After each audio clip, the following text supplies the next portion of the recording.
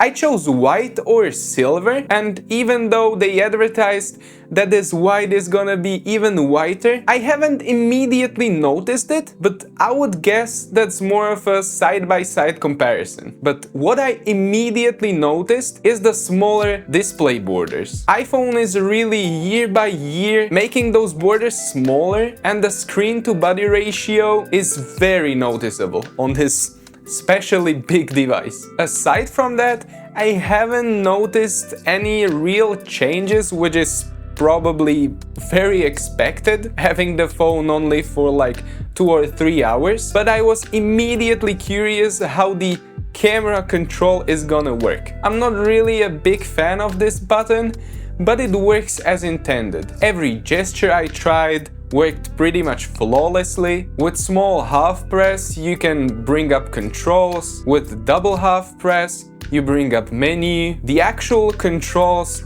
worked flawless, as I said. I had no issues swiping from right to left or left to right. But what actually surprised me was that it's a real mechanical button and you can really feel it. There's very noticeable mechanical click when you press it firmer, so you won't have any problems distinguishing the half press with the actual full press. Aside from that, I really have to use the device more to come to broader conclusions, so I'll give myself a month or so, and after that I'll post a full review and we'll talk some more. Tell me your favorite iPhone color this year in the comments. If you like the unboxing, don't forget to like and subscribe, and I'll see you again in the next one. Bye!